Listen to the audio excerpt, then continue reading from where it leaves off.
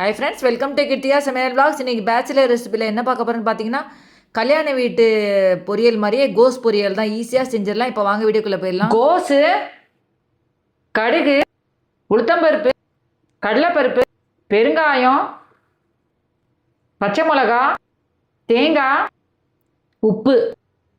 இப்போ ஒரு பேனில் எண்ணெய் வச்சுருக்கேன். கொஞ்சம் எண்ணெய் வச்சாலே போதும் கோஸ் பொரியலுக்கு. இப்போ நம்ம கடுகு சேர்த்துடலாம். இப்போ கடுகு நல்லா பொரிஞ்சதும் பச்சை மிளகாய் சேர்த்துடலாம். பச்சை மிளகாய் 2 பச்சை மிளகாய் பொடியாக கட் பண்ணி எடுத்து வச்சுக்கேன். அதை இதில் சேர்த்துடலாம். இப்போ இதில் உளுத்தம்பருப்பு சேர்த்துடலாம். இப்போ இதை நல்லா கிளறி விட்டுக்கோங்க. அடுப்பை நல்லா சின்னதாகவே வைங்க. இந்த கோஸ் பொரியல் நம்ம தண்ணியே விட வேணாம். தண்ணி ஊற்றாமே நமக்கு அந்த கோஸ் பொரியல் சீக்கிரமாகவே அது வெந்துடும் கோஸு. இப்போ இதில் கடலைப்பருப்பு சேர்த்துடலாம். கடலைப்பருப்பு சேர்த்திங்கன்னா டேஸ்ட்டாக இருக்கும். அதனால தான் கடலைப்பருப்பு சேர்க்குறேன். இப்போ கடலைப்பருப்பு சேர்த்துட்டு நல்லா வதக்கி விட்டுக்கலாம். இப்போ பார்த்தீங்கன்னா கடலைப்பருப்பு நல்லா வறுந்துருச்சு பாருங்கள். நல்லாவே ரோஸ்ட் ஆகிடுச்சு இந்த கடலைப்பருப்பு. இப்போ நம்ம இந்த கோஸ் சேர்த்துடலாம். இதுக்கு தண்ணியே சேர்க்காம நம்ம இந்த கோஸ் பொரியல் செய்ய போகிறோம். தண்ணி சேர்க்கவே வேணாம், கோஸ்லேயே தண்ணி விட்டுக்கும். அதனால் தண்ணி சேர்த்திங்கன்னா அது டேஸ்ட்டே நல்லா இருக்காது, மாறிடும், டேஸ்ட்டே இதுவாகிடும். அதனால் தண்ணி சேர்க்கவே தேவையில்லை. இப்போ இதில் கொஞ்சமாக பெருங்காயம் சேர்த்துடலாம். இப்போ எல்லாத்தையும் நல்லா மிக்ஸ் பண்ணி விட்டுக்கோங்க. இந்த கோஸ் பொரியல் உங்களுக்கு 5 நிமிஷத்துல இந்த கோஸ் பொரியல் ரெடி ஆகிடும்னா பார்த்தீங்கன்னா இப்போவே முக்கால்வாசி நல்லா வெந்தா மாதிரி ஆயிடுச்சு பாருங்க. ஏன்னா தண்ணி சேர்க்கக்கூடாது. தண்ணி சேர்த்திங்கன்னா அந்த கோஸ் பொரியல் டேஸ்ட்டே மாறிடும். அதனால தண்ணியே சேர்க்காம செஞ்சாலே இப்போயே பார்த்தாலே உங்களுக்கு தெரியும் அந்த கோஸே நல்லா வெந்துடும். ஏன்னா கோஸ் ரொம்ப இதுவாகவும் இருக்கக்கூடாது, கோஸ் வெந்தா மாதிரி. அதனால் தண்ணி சேர்க்காம தான் செய்யணும். ரொம்ப டேஸ்ட்டாக நல்லாயிருக்கும். இந்த மாதிரி செஞ்சோம்னா கடலைப்பருப்பு போட்டால் கூடுதல் டேஸ்ட் கிடைக்கும். நம்ம உப்பு பார்த்து சேர்த்துக்கோங்க. ஏன்னா தேங்காய் போடுறதுனால உப்பு கம்மியாகவே சேர்க்கணும். என் சேனல் இப்போ தான் ஃபஸ்ட் டைம் பார்க்குறீங்கன்னா சப்ஸ்கிரைப் பட்டன் இருக்கும், அதை ப்ரெஸ் பண்ணிட்டு பக்கத்தில் இருக்கிற பெல் பட்டன் ப்ரெஸ் பண்ணி ஆல் என்ற பட்டன் ப்ரெஸ் பண்ணி நான் போடுற வீடியோ நோட்டிஃபிகேஷன்ஸாக வரும். இப்போ இதில் உப்பு சேர்த்துடலாம். உப்பு கம்மியாக தான் நான் சேர்க்குறேன். இப்போ அதை நல்லா கலந்து விட்டுக்கலாம்.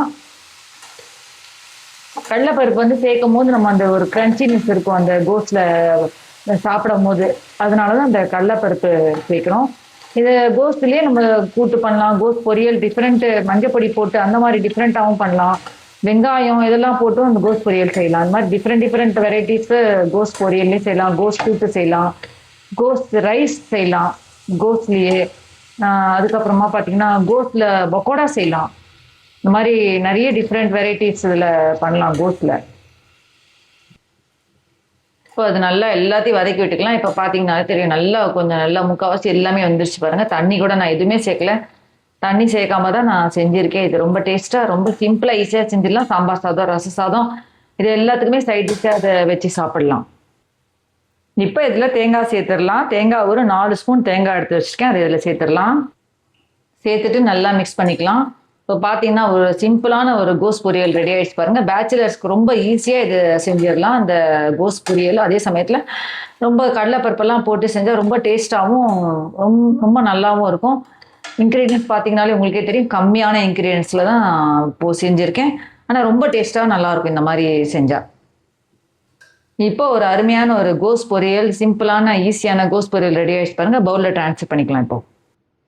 இப்போ ஒரு அருமையான சிம்பிளான கோஸ் பொரியல் ரெடி ஆகிடுச்சு பாருங்கள். ஈஸியாக 5 நிமிஷத்தில் இந்த கோஸ் பொரியல் செஞ்சிடலாம். இது ரொம்ப சிம்பிளாக ஈஸியாக செஞ்சிடலாம். என் சேனலில் எல்லா சமையல் வீடியோஸும் நான் போட்டுட்ருக்கேன். நீங்கள் போய் சேனலை செக் பண்ணி பார்த்துக்கலாம். மெனுவல் பார்த்தீங்கன்னா ட்ரெஸ்ஸஸும் நான் சென்ட் பண்ணிகிட்ருக்கேன். ஷார்ட்ஸ்லேயும் போட்டுட்ருக்கேன், வீடியோஸ்லேயும் நான் வீக்லி ஒன்ஸ் போட்டுட்ருக்கேன். நீங்கள் போய் செக் பண்ணி பார்த்துக்கலாம். இது உங்களுக்கு கேஷ் ஆன் டெலிவரி கிடையாது, ஒன்லி ஆன்லைன் தான். வேறு என்ன டவுட்ஸ் எதுனாலும் கமெண்ட் பாக்ஸில் கேளுங்க. இந்த வீடியோ கண்டிப்பாக உங்களுக்கு பிடிச்சிருக்கும்னு நினைக்கிறேன். நீங்களே வீட்டில் செஞ்சு ட்ரை பண்ணி பார்த்துட்டு கமெண்ட் பாக்ஸில் சொல்லுங்கள். வேறு என்ன டவுட்ஸ் எதுவும் கமெண்ட் பாக்ஸில் கேளுங்க.